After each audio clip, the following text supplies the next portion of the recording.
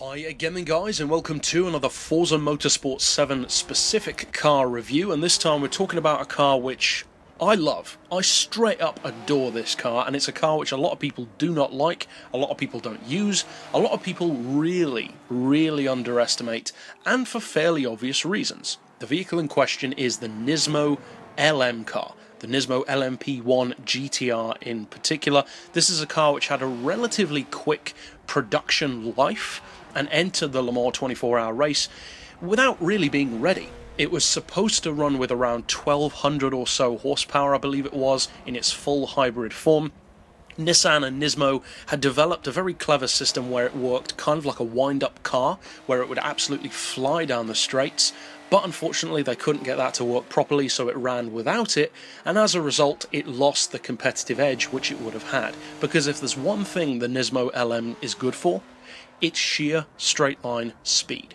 This thing is monstrously quick, but not specifically for top speed. It's actually the acceleration which is so good. And that's one of the reasons why I love this car, because the vehicle has a lot of unique things about it. It was designed in such a way that the body itself would produce a huge amount of downforce without needing a huge amount of wings and winglets all over the body, which, now that you know that, if you didn't know it before, when you look at the car you can kind of see that. It actually doesn't have that many wings, because the body itself kind of acts as one. Now, the most famous thing, of course, about the car is the fact that it is front engine, or front mid-engine, front-wheel drive, which is a weird choice for a Le Mans car. Now, of course, a number of prototypes now use part-time all-wheel drive with a rear-wheel drive petrol burner or diesel burner, and then electric power going to the front, usually to aid you out of corners. That's all well and good. This car, though, kind of did it in the opposite way. It had all the power going to the front end instead, with these tiny, skinny little tyres on the back, because you just didn't need huge tyres to get the power down, because you're not putting any power down. Now, that concept is a very oddball one, and this was the first front engine or front mid engine prototype since the Panos LMP1. Panos, of course, is my favourite racing team, so again, I've got that personal connection there, and I think it's really cool to have a front engine prototype. I can understand why some people might not like the proportions of a front engine prototype, but I personally think they look pretty awesome. Now, the thing about this car isn't that people have an issue really with the way it looks or the way it performs in a straight line. It is, of course, the handling. The handling on the Nismo. It's certainly not for everyone. It's not a beginner-friendly prototype, but at the same time it kind of is. That's the weird thing, because this is a car which is incredibly difficult to lose control in. That's the huge advantage of front-wheel drive, even more so actually than rear-wheel drive or even all-wheel drive, and this is something which I've touched on a number of times, but it remains true. So for those who aren't familiar with this, the big amazing thing about front-wheel drive that I like to come back to over and over again is the power that it has to save you. Because front-wheel drive in effect acts to pull the car along instead of pushing the car, which is in effect what rear-wheel drive does. And then of course all-wheel drive is kind of in between. No, it doesn't literally make that difference. The car isn't being pulled or pushed. It's just the way it handles makes it feel that way. Kind of like pushing a shopping trolley, which is like rear-wheel drive. You've got all that grip and power at the back end, but the front of the trolley is very loose, whereas with this car, or any front-wheel drive performance car, it's like getting in front of the trolley and pulling it behind you. So the back end can be very loose and squirrely, but it doesn't really matter, because if you run down a straight or run around a corner, the back end will swing around, but the trolley itself will still follow you very well because you're pulling it along. That's what a front-wheel drive performance car is like, and you can feel that exemplified and exaggerated many times over in a prototype because of how much lighter, how much more powerful, and of course how much quicker they are than a normal, say, front-wheel drive hot hatch or a sedan or even some sports coupes. Now this car has huge numbers. Even stock, you're looking at 768 horsepower, 889 foot-pounds of torque, and it only weighs 970 kilos. Now I say only, that is more than a number of the other prototypes, but that's still not heavy. That's well under a European tonne, and consequently the horsepower per tonne is almost 800. Now that's stock.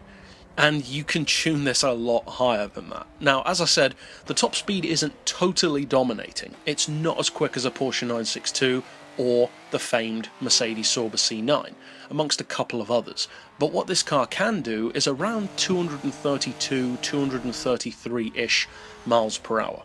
That's not slow. That's not slow at all, especially, and this is the crucial part, when you compare it to its current rivals, because the cars that this vehicle went up against are the Audi e-tron, the Porsche 919, the Peugeot 908, and against those cars, that is where it really shines. In particular against stuff like the Audi and the Porsche, this car totally leaves them standing in a straight line. As I mentioned the other day in a review for the Porsche 919, the top speed on that car is not very good. It's about 216, even with the lowest possible downforce.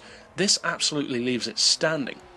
Now, incidentally, this is about as expensive as the Porsche, 1.25 million. But the great thing about this one, again in a similar way to the Porsche, is you don't have to buy it at all. You can win it in career mode in a special event, a pretty easy one to win as well, in the Masters series. So definitely try and pick this car up, I would say, even if you only plan to drive it once and then just leave it in the garage and never use it again, or even if you're going to sell it, just give yourself the opportunity to drive it at least once. Now, in terms of the handling, that is the part, of course, which a lot of people find trouble with, they struggle with, understandably, because it's so different to any other prototype. But as a general rule, you should view this car in the way that Nissan did. Think of what they described it as: a wind-up toy car. Would you try and take a corner after you've pulled a wind-up car back? No, that would be ridiculous. It would shoot off trying to go as straight as possible. That's exactly what this car does. So the key to driving the LM NISMO, and it can give you some incredible laps when you do, I drive this car a lot, is don't try and put the power down until the car is facing in the direction that you want to go. That sounds like an obvious thing to say, but with some prototypes you don't need to do that. With this one, you do. So as long as the car is pointing straight, and also be careful in particular if you're using an auto gearbox when transferring from first to second gear, because it likes to bounce around jumping up between first and second, which is very annoying. So give it maybe 60 or 70% throttle at the lower speeds coming out of corners, and then pile on the power.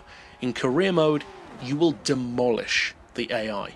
And although it can't beat everything online, it can beat a lot of things, especially people who underestimate it. So it's certainly worth a look, and as I said, I love this car. But that's it overall for this particular pick. I'll see you guys next time, and as always, thanks for watching.